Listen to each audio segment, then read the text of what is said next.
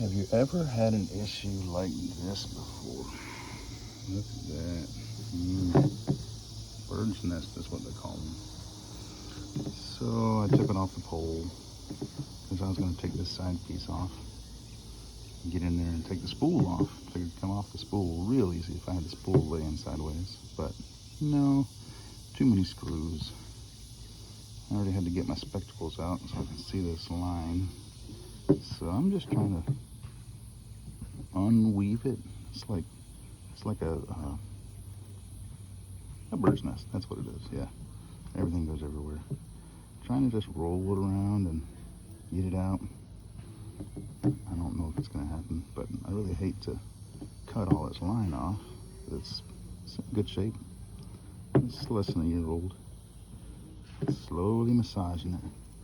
I got this line run up here under the cleat on the front of the boat. I keep getting little loops pulled up in here. Hard to do with one hand and hold the camera.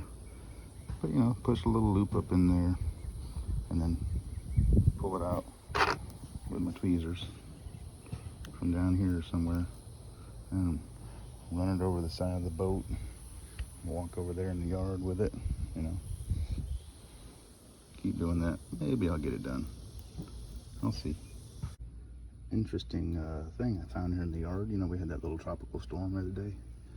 Had some high wind, and it looks like the bird's home is kind of scattered all over the yard here. Well, yeah, same thing. I think the real bird's nest is actually much more scientifically woven than this. This is just chaos right here. It's amazing.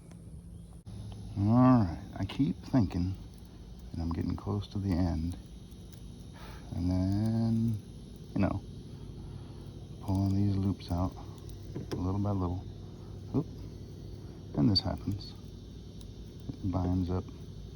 So what I've been doing, I've been pushing the line back underneath where it's hanging up, grabbing it down here with the tweezers, putting it over the boat cleat, and walking all the way across the yard over there to the garage, and pulling that loop out one by one. And I think I've only been doing it for about 45 minutes now.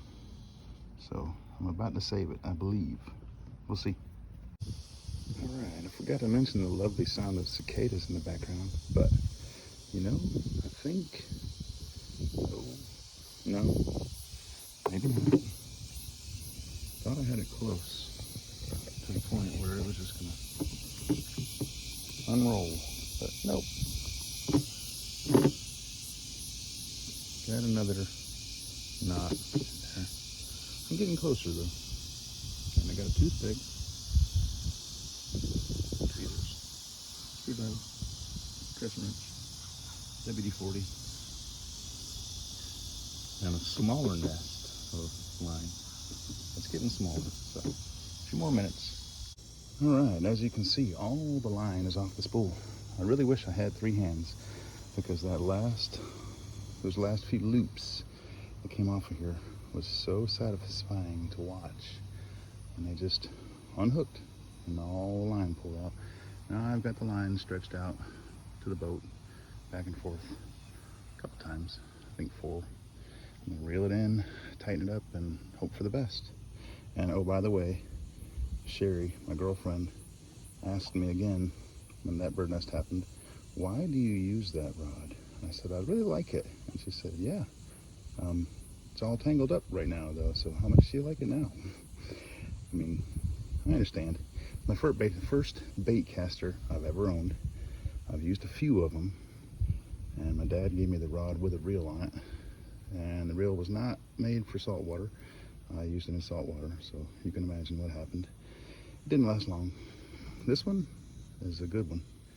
I can't remember, I think I paid like $60 for it or something. And I like it.